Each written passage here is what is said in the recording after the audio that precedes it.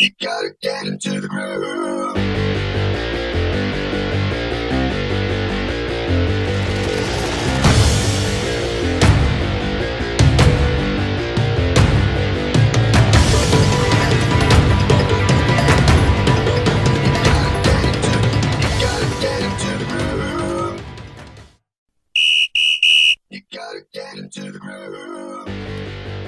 Hello and happy Saturday, football fans. Welcome to the Pigskin presented by Town and Money Saver, exclusively right here on the OH.Report. My name is Brian Skowronski, your host, and my co-host, I guess is what we'll call you, the one and only, the formidable Effie James, your analyst here that's been with us all season long, taking you through 10 weeks of the high school football season. And I cannot believe we're already at week 10, man. Playoffs are starting next week. It does go fast. I know we talk about it and we joke about it, but it's real, man. Where'd the time go? It's like Ohio weather, man. You just never know. We were in here sweating week one. Yep. Now we're all burly and cold. So it's fun, it's fast, but it's always interesting because you never know. I like to see teams grow from week 1 to 10, and we've got a lot of teams that proved to be a lot different in week 10 than they were week 1, and that's always awesome. I think the one team that we saw that was consistent throughout that you wanted to talk about before we get things started off with the highlights was Clear Fork, man. Yeah. What a consistent team they were on both sides of the football, special teams. Fantastic what they did all year. Yeah, I talk a lot, Brian, about winning culture and winning tradition because it's a culture. You have to build it. It's nothing that just comes to you. It's not like naturally given. You have to build that. And what Coach Carroll has done, it was great having him here last week because what they've done is build a winning culture. And what a winning culture does is it expands past classes and talent and kids. It goes on. So once this great class graduates, the winning will continue in Clear Fork because they have built a winning culture. And it's so impressive to go 2 years undefeated. It's really, really mind-boggling because it's hard enough to win one football game, let alone win 2 full regular season. So hats off to Clear Fork once again. No doubt. They got it going on in the Valley. I imagine that there was a lot of, as Coach Carroll said, Diet Pepsis consumed last night. Back-to-back 10-0 seasons. We got highlights coming up for you from the Colts beat down to Marion Harding right now in the Richland Run Back.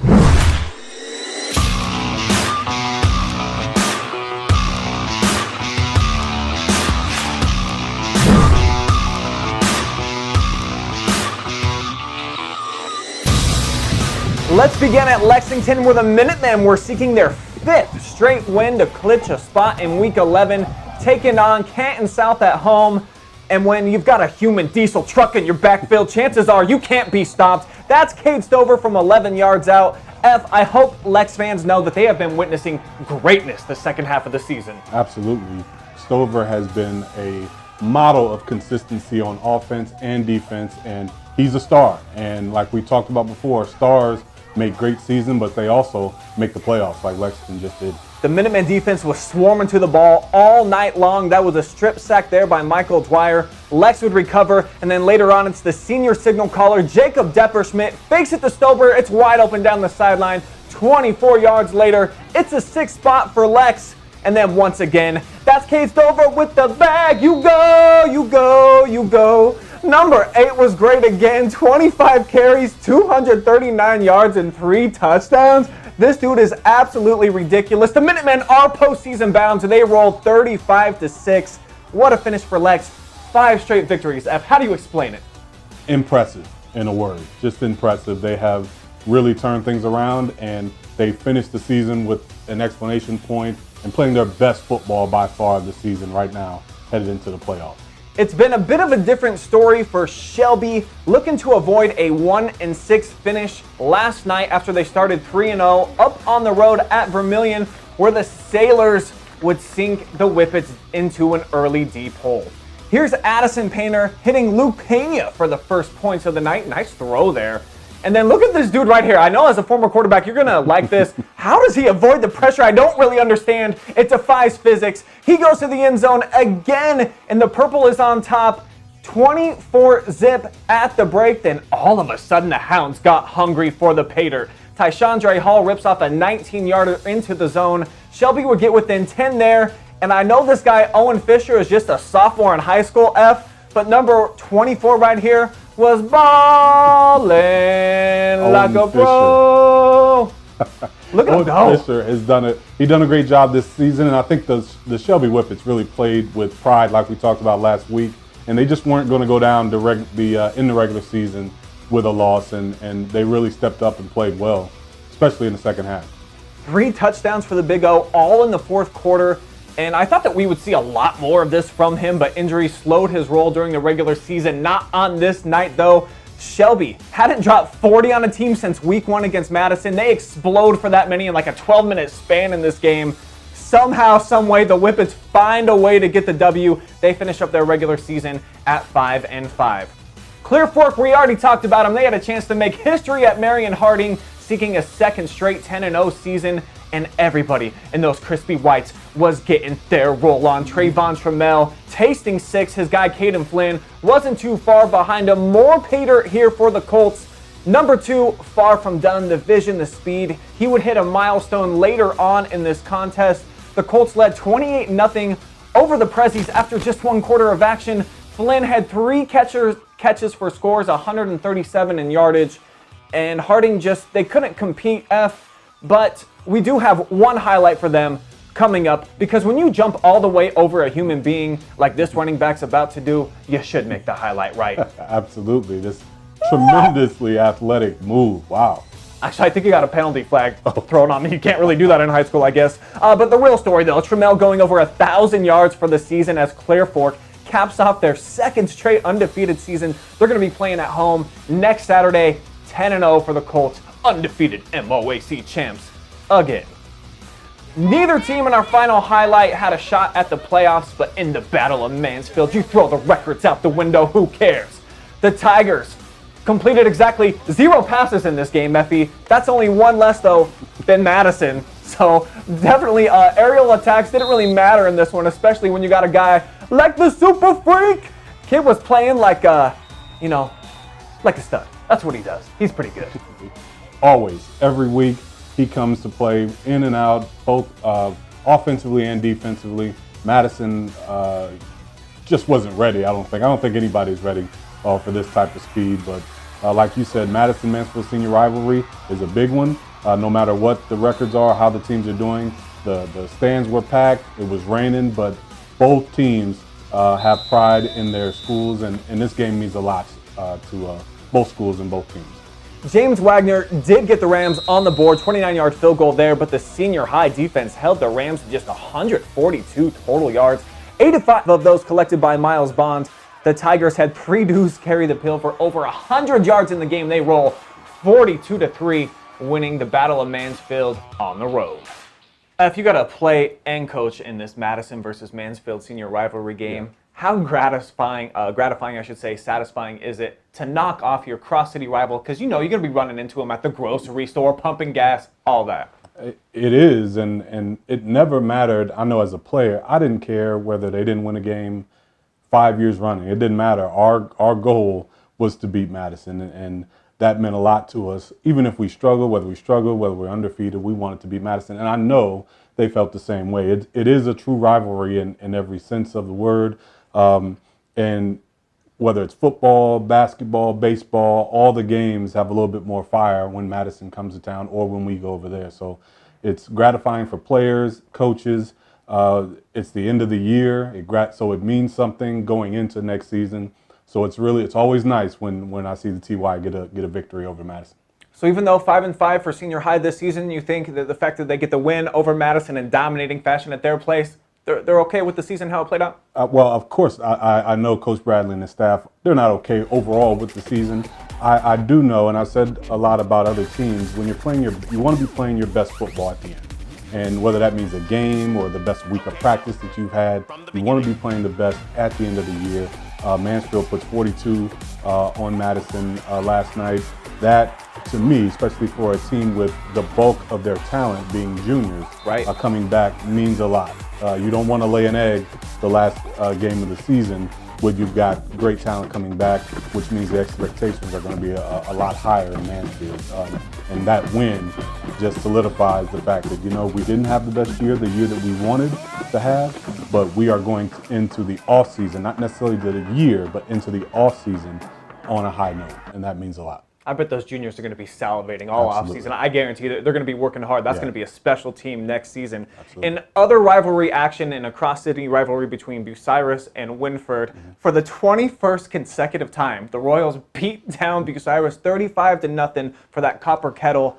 No playoffs this year, though, for Winford, which is kind of striking to me. I think that's only the second time, like in the last 18 seasons. Yeah. But is it still a rivalry game? My question for you: if you've won 21 straight, is it still a rivalry? I was going to ask you the same question, but I don't know. I would say that it is because, rivalries aren't defined by wins and losses. Rivalries are defined a lot of times by proximity and a lot of times by just bad blood between schools. So I don't think Winford or Bucyrus feels any better about each other. I don't think, the proximity is still the same. So that's how rivalries are defined. And every game, I guarantee you, all this 21-game winning streak, Bucyrus came in wanting to win that game. And that's what defines a rivalry. And it's great. It's the greatest thing about high school sports. When the Redmen finally do knock them off, I bet they're going to be partying out there. That might burn the town down out there in Bucyrus. Right. All right, so no playoffs for Winford. Lexington, we do know, is going to be postseason bound. Let's go ahead and take a look right now at their region and see where the Lexington Minutemen are going to be matched up. So as we take a look here, Clyde has locked up the number 1 seed. The number 2 seed is going to be Tiffin-Columbia, and that is where Lexington is going to be headed next Friday night to take on the Tornadoes, a team that was a perennial power here in the state until like the last 4 years. They've had this mega drop-off. They've had a resurgence.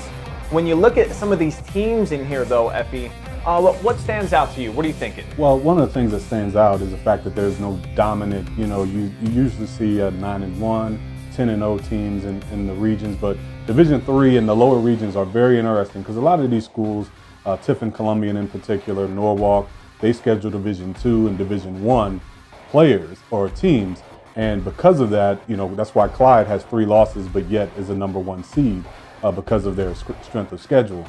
So you see teams with 4 losses and that get in at Division III because of their strength of schedule, which is, good strategy by these programs. And Lexington, I feel like, is in a good spot. Tiffin-Columbian at home is going to be tough to beat, but certainly a winnable game for Lexington at this point. We saw Columbian actually beat Norwalk last night, 41-20. Clyde lost at Bellevue last night, 28-21. And then the big wild card, Cleveland Glenville, with the OHSAA sanctions, is not allowed to participate in this tournament here. So I really do feel like I was looking at all the brackets for our local teams. This, to me, is by far the most wide open one we have. I think teams that we've been watching, like Norwalk and Lexington, they got a legitimate shot here. Absolutely, all of them, because, it's the way they play. They are all, I would say the teams that we're familiar with, they play quality teams. So they know what it's like to be in big game situations. They play teams in higher divisions and lower. So, Lexington with 4 losses in that region, not a big deal. Norwalk, we know, is a quality football team. There's one of many teams that could come out of that region, which is going to make it fun to watch.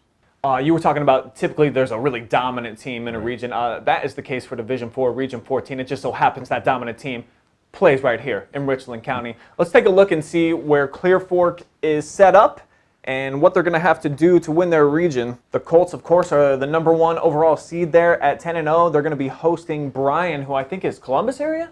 Yes. So Ohio. Don't know much about them, and I remember Coach Carroll was a guest with us last week, and he said all the teams they thought that they would play last year, they scouted them all out. Yeah. Didn't turn out to be those teams. And I think this is another one of those squads. I don't know that Clear Fork anticipated this matchup.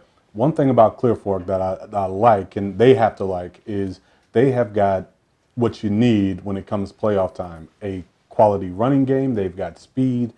They've got athletes all over the field, and they have got a group up front that controls the line of scrimmage. Now, when you have that, you can line up against anyone and be in the ball game. They're going to see some teams that have got tremendous amount of talent. We don't know a whole lot about Brian, but they're in the playoffs. You never know what you're going to see. But if you can control the line of scrimmage the way Clear Fork has all year long, they're going to be in good shape in all of the games that they play in the playoffs. This looks like a tough region to me. And the one team outside of Clear Fork that I got to see in person was Highland. Just beat down Ontario. They've won 9 straight games. They beat undefeated Northmore last night as well. So I think look out for Sparta Highland to perhaps make some noise in here. But I think that we're going to have to agree for all the reasons you just said. I mean, the Colts, they got to be the team that you're looking at that is in the driver's seat to get to the state final. Right. And when you look at regional play, it's not what it used to be. When back in the old years when I was back in school, you had to be top 4. You walked into the playoffs in the regional semifinals. So now you got to win a few games before you get to that level. So Clear Fork is in a good spot. Now, getting into the state Final Four, that enters a different realm. And I know Coach Carroll is prepared for that. As coaches, the team has to take it step by step. But as coaches, he's got to be preparing his guys to be playing on a different level once they get to the state round. So Clear Fork we know is in, Lexington is in. We don't have very many though local teams that are actually going to be competing in Week 11. Lucas has clinched the home game. They got a really tough one tonight. They're on the road at Lima Central Catholic, who's still undefeated. So that's going to be a good test for them before they get into postseason play. Loudonville snuck in with a win last night. They're going to be the number 8 seed playing against Seneca East. And then Worcester, the number 6 seed in D2 Region 7. They're going to be at 10-0 Wadsworth, so definitely don't give me there. Right. That's actually the toughest region I think I saw was that D2 Region 7. It's just absolutely lights out. Of those teams that I just mentioned, is it the Colts, is it Clear Fork that has the best chance to get to state Final Four? Or do you think maybe the Cubs or someone else? I think the teams like Lucas, teams like Lexington, in the playoffs, anything could happen. I always love quality running teams in the playoffs, so I'd never count them out. But I really do think that Clear Fork, if you got a team to hitch your saddle to in the playoffs, it's going to be the Colts. They are prepared. They are, they're equipped. And I think last season's postseason run has given them a little bit more experience and getting them ready to take the next step in their journey, which could be, who knows, state champions possibly. Lexington is such a fascinating team to me just because of that Cade Stover factor. You talked about it last week, the team with the biggest stars, tend to win games in the postseason. I've got to watch that kid on the sideline 3 times this year. He brings the juice every single play. He's on the sideline. He's never not in 10th gear, Effie. Right. He's unbelievable. I don't know how you slow down a diesel truck in human being form that's about 6'5", 225 pounds, running as low as he gets. Right. I don't know. I don't know. I'm really convinced that Lexington is going to be very competitive. The thing that changes when playoff time starts is not about so much improving your team from week to week. When you play in the regular season as a coach, you're trying to improve your team week to week. We got to get better. We want to be playing our best football at the end. The playoffs is a one-shot deal.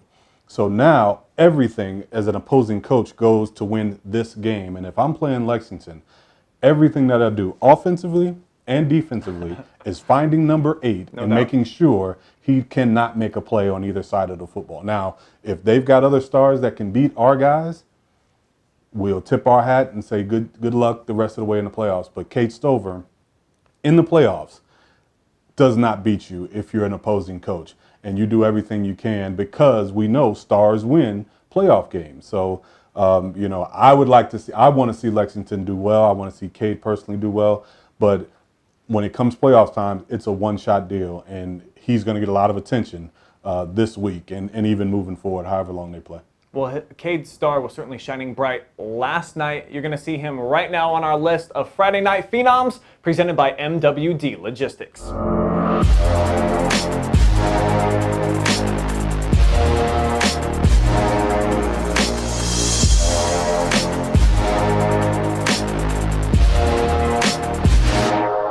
We've got some fresh new young talent doing some things that I know you haven't heard before. 1, 2, 3, listen. Let's jump right in with the human locomotive, Cade Stover, the senior running back / linebacker for Lexington.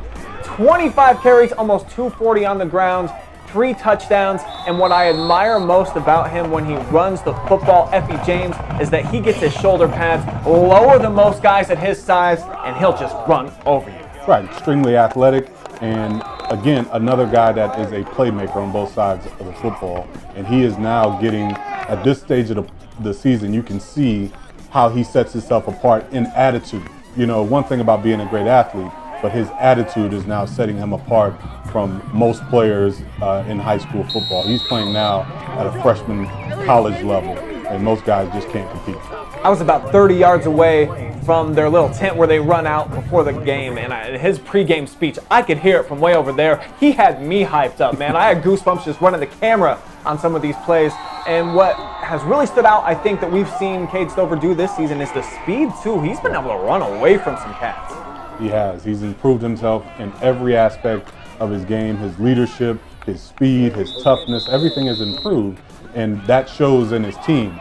Everybody else steps up your game, and that really shows the mark of a great player. When everybody else around you picks up their game, you're really a leader, and that's what Cade's done for this Lexington team. And he's always been able to make tackles, 14 of them in that game. Owen Fisher, just a sophomore, making the list. 13 carries, 178 yards. He found Pater 3 times in a 40-31 comeback win against Vermilion. And this guy's got great wiggle in the open field. Unfortunately, he's had some injuries during the season, but he got the gravy train rolling last night. Right, it's great to get that done, and at the end of the year, even though it's the last game of the season, it's good to see, like we talked about, playing good football at the end, especially for a young guy like this. He's been around, he saw the program, in their great wins last year. He's going to be around, so he's going to be a leader in the years to come for this Shelby Whippets team, and they're going to need some quality talent in the backfield moving forward. But this game for him has to be one that he's gonna pin on his wall for a long time. You feel like a performance like this in Week 10 can boost you towards the offseason now? Maybe get his confidence level a little bit higher? Absolutely. People talk about how last game means going into the next season, but it's about the offseason. What's going to motivate you to come to summer workouts when you don't have to? It's things like that. Last games of the season is all about getting ready for the offseason and what you're going to do to prepare for next season. I had to pick 2 Clear Fork players because just so many touchdowns to go around. Trevon, Trammell, and Caden Flynn. You just look at the numbers and they're staggering. A milestone, of course, for Trammell, over 1,000 for the season, almost 200 yards rushing and a receiving touchdown. But then 4 total touchdowns for this kid, Caden Flynn, both of them lights out on the road at Harding. These are what I call the new era Clear Fork athletes. These guys can move in space, they can catch, they can throw. They have an all-around offensive football game, and these are the new era Clear Fork athletes. And Coach Carroll talked about how they changed their strength and conditioning programs to meet this level of play, and these guys are really showing it. And it's going to be scary to see years to come how these young athletes coming up in the Clear Fork system are going to perform. But this is great to see athletes and athleticism playing such a big part in these Clear Fork wins. These 2 kids helped them jump out to a big 28-point cushion after just the first quarter alone. Here's a kick return touchdown for Flynn. What a monster night for him. 137 receiving, 3 scores, plus that kick back to the house. And then Trammell, we know what he can do. We've seen this all season long. Showing a burst of speed and then coming across the middle. This is a big hit, but I really like this from the wideout. He hung on to the football. A big game there. The Colts, back-to-back undefeated seasons. 2 straight MOAC titles. They knock off Harding 48-14 heading into Week 11 with some real confidence. And last but not least, I don't know that anybody's made the list more than this cat right here with Lucas starting to play on Saturdays. Jeb Grover's kind of falling off the list. Right. This is now Angelo Grose's segment right here, the Super Freak. 11 carries, 124, 2 touchdowns. And I mean, the highlights just kind of speak for himself. He's so fun to watch. Yeah, I put him on the level as Cade Stover. You can start to see, even though he's only a junior, which is scary, but you can start to see him playing. His attitude and his approach to the game is on a different level. And early in the season, he was just trying to make plays. Now he wants to score touchdowns, and his attitude has totally switched. And even though the Tigers haven't had the season that they would want, his play has not shown or has not diminished at all. He's played through injuries. He's played multiple positions. He's absolutely do it all. I am tremendously impressed with this young man. And he never comes off the field.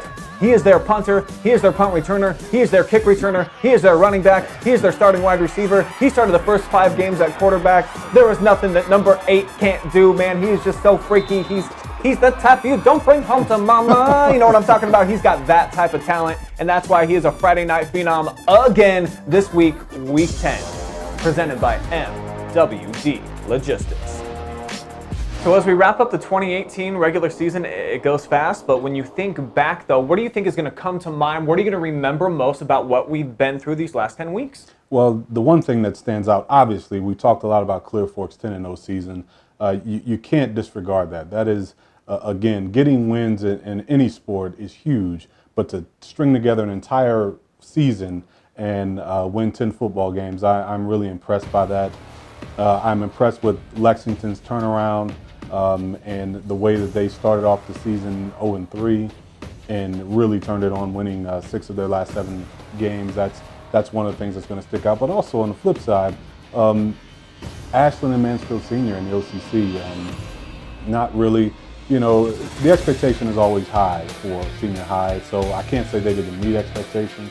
They're a young team, but the season did not go as I know I expected, and I'm sure they expected also. Sure. Same thing with Ashland. We talked about how they started off really well. I thought they looked very sharp in their passing game offensively in the first few games, and then they just hit a wall. I think sometimes that's what happens in high school sports. Something happens and you can't get back on the rails. And I think Ashland just kind of fell a victim to that. The great thing is, there's another season coming and these guys, a lot of these guys are young and they'll be able to turn that thing around. But I enjoyed the entire season, the ups and downs, and some of the tremendous individual play we got from kids like Angelo, Grose, and Cade Stover, and the running back Grover and Lucas. Some of these guys had tremendous seasons, and so this season is really 2018 has been a big year, and it's for individually and for a lot of these teams in the area. I think that is what I'll remember most is the individual efforts that we saw of the teams, all the kids that you just mentioned.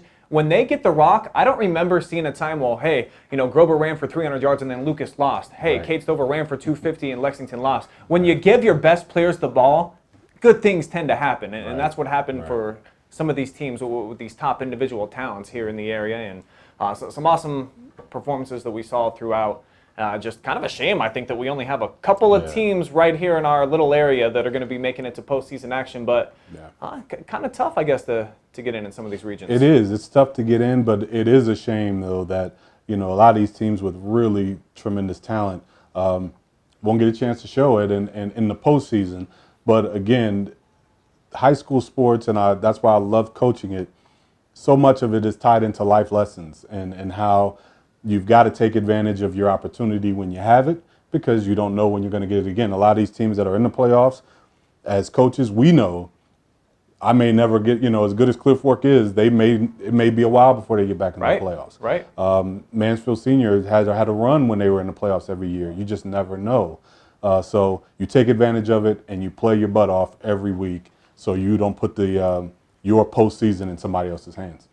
As the playoffs do unfold here for all the area teams, OH.Report will have you covered. We're going to have a ton of highlights for as long as our teams continue to play. We will have all the action. A few shout-outs that I want to give, of course, to Effie James for being here every single week, dropping that knowledge on you kids at home. I hope that you're taking some mental notes, at least bringing the flavor all the time. Grace and Murray as well, running the camera, making our graphics for us. My wife, Jory Hollenbeck, running the camera every single week. She also provides snacks and beverages, so, you can't overlook that. To our sponsors, Town and Money Saver, MWD Logistics, Next Generation Films, and Scout Construction, along with JB Productions for giving us that Lucas highlight film every single week. Thank you so much for watching. We will see you throughout the playoffs and right back here on OH.Report all the time. Deuces.